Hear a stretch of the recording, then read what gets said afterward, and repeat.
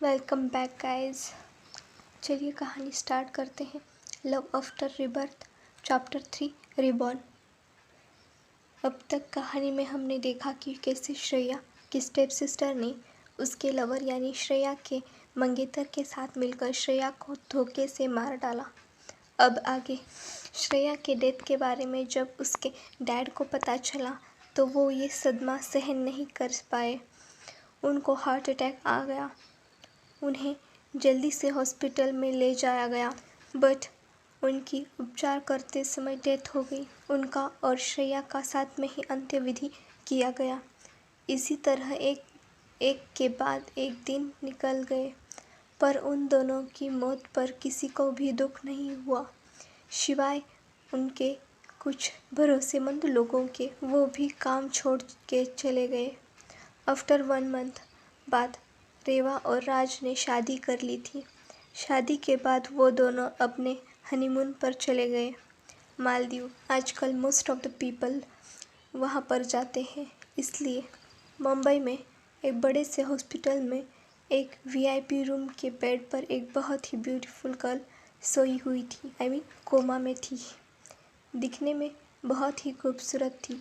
गोरा रंग, बड़ी बड़ी आईलैशेस, काले घने बाल जो कि उसके कमर तक आते थे, पिंक चेरी जैसे होठ। उसे कोई भी देखता तो बस देखता ही रहता। भगवान ने उसे बड़ी ही फुर्सत से बनाया था। उसकी उम्र यूं ही कोई 17 साल होगी। वो 1 महीने से कोमा में थी। उसका 1 महीने पहले कार एक्सीडेंट हो गया था, जिससे उसके सर पर गहरी चोट आई थी। उसी के साथ वो कोमा में चली गई थी। तभी अचानक उस लड़की के ऊपर लगे हुए मशीन में से बिप बिप की आवाज़ आने लगी। अगले ही पल उस ब्यूटीफुल लड़की ने अपनी आंखें खोली।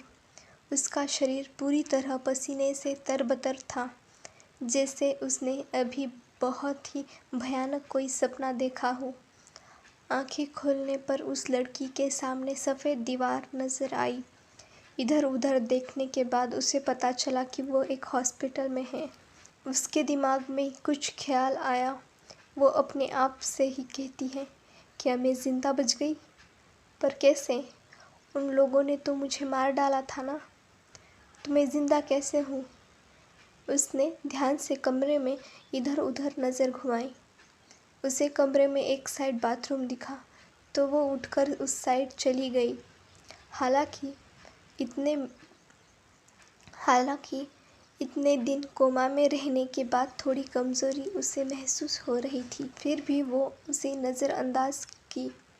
जैसे तैसे करके बाथरूम में चली गई। उसने मिरर में अपना चेहरा देखा तो देखती ही रह गई।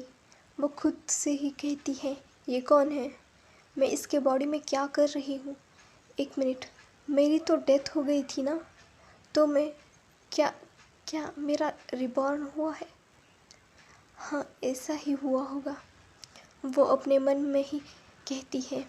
मैं आ रही हूँ रेवा और राज, अपना बदला लेने। हाँ फ्रेंड्स, अपने से ही अंदाज़ा लगाया।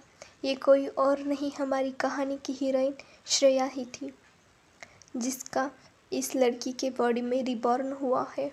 पर उससे पहले मुझे स्ट्रांग बनना होगा। मैं ऐसे ही नहीं उनका सामना कर पाऊंगी। वो लोग बहुत चालाक हैं। वैसे भी मुझे अभी इस बॉडी के मालिक के बारे में भी तो पता लगाना है। वो ये सब बोल रही थी, तभी उसके माइंड में उस बॉडी के बारे में सभी यादें आने लगती हैं।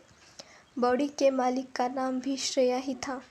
उसकी एज 17 साल थी। वो एक सिंगल चाइल्ड थी। इस दुनिया में उसकी मॉम के सिवाय कोई नहीं था। उसकी मॉम के साथ उसका रिश्ता कुछ खास नहीं था। उसकी मॉम शादी से पहले ही प्रेग्नेंट हो गई थी। श्रेया को उसके डैड के बारे में कुछ नहीं पता था। कभी उसके मॉम ने बताया ही नहीं, और ना ही कभी उसने पूछा और जानने की कोशिश की।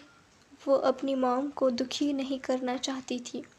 दोनों माँ बेटी का रिश्ता अच्छा नहीं था, फिर भी वो लोग एक दूसरे से बहुत प्यार करते थे, बट कुछ मिसअंडरस्टैंडिंग की वजह से उनमें दूरियां आ गई थी। श्रेया इस बॉडी के बारे में सब समझने की कोशिश कर रही थी।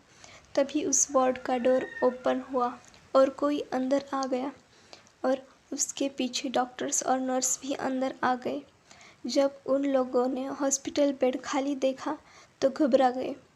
जो लोग वार्ड के अंदर आए थे वो और कोई नहीं बल्कि उन में से एक श्रेया की मॉम थी, सिया मेहरा। उनके साथ डॉक्टर और नर्स थे जो कि उसका इलाज कर रहे थे। श्रेया की मॉम श्रेया को रूम में ना देख कर घबरा गई। उनकी बेटी तो 1 महीने से कोमा में थी, तो अब कहाँ जा सकती है। वो डॉक्टर और नर्स पर चिल्लाने लगी। तभी उनका ध्यान बाथरूम के तरफ गया। उन्हें बाथरूम का डोर ओपन दिखता है। वो जल्दी से उस तरफ जाके देखती है तो उन्हें श्रेया दिखती है। वो जल्दी से जाके उसका गले लगाती है। वो श्रेया को कहती है, कहाँ चली गई थी बेटा? अभी तुम ठीक भी नहीं हुई, कोमा से अभी तो बाहर आई हो। तभी उनके ध्यान में आता है कि श्रेया को होश आ गया। वो कोमा से बाहर आ गई है। वो जल्दी से डॉक्टर को श्रेया को चेक करने के लिए बोलती है। वो ठीक है कि नहीं देखने के लिए। डॉक्टर कब से उन लोगों को देख रहा था। वो सिया जी की बात से होश में आता है और श्रेया को चेक करने लगता है। श्रेया को पहले तो कुछ समझ नहीं अचानक सिया जी के उनके गले लगाने के बाद में जब सब समझ आता है तो तब सिया जी उससे अलग होकर डॉक्टर को चेक करने के लिए कह चुकी थी। वो सिया जी की तरफ देखकर हॉस्पिटल के बेड पर बैठ जाती है, पर उसकी आंखें नम हो गई थी। उससे कभी अपनी पिछली जन्म में माँ का प्यार मिला ही नहीं था। आज ऐसे सिया जी के गले लगने के बाद उसे बहुत अच्छा लग रहा था। बहुत ही सेफ और सुकून महसूस हो रहा था, जो सबको अपनी माँ के पास महसूस होता है। डॉक्टर श्रेया को चेक करते हैं। श्रेया को आराम करने के लिए कहते हैं। डॉक्टर श्रेया से कहते हैं, आप अब बिल्कुल ठीक हैं, बस थोड़ी सी कमज़ोरी है, वो भी ठीक हो जाएगी, बस टाइम पर दवाइयाँ लेना। डॉक्टर की बातें सुनकर कि अब श्रेया बिल्कुल ठीक है, सिया जी राहत की सांस लेती है। जो कि श्रेया की मॉम है, वो डॉक्टर का शुक्रिया करती है। डॉक्टर श्रेया को चेक करके रूम से चले जाते हैं बाकी के पेशेंट को अटेंड करने के लिए। उनके साथ ही नर्स भी चली जाती है। अब वार्ड में बस श्रेया और उनकी माँ ही बचे थे। वो दोनों एक दूसरे को देख रहे थे। दोनों की ही आंखें नम थी। श्रेया की मॉम एक हार्डवर्किंग वुमेन है। वो अनाथ है। उन्होंने खुद के बलबूते पर एक छोटी सी कंपनी ओपन की थी जो अब काफ़ी बड़ी हो गई थी। वो मेहरा इंडस्ट्रीज़ की CEO है, जो कि अब इंडिया की टॉप 20 कंपनी में से एक है। वो अपनी इकलौती बेटी श्रेया से बहुत प्यार करती है। वैसे तो दोनों का भी एक दूसरे के अलावा कोई नहीं था। हेलो गाइस, आगे के एपिसोड सुनने के लिए to subscribe my YouTube channel.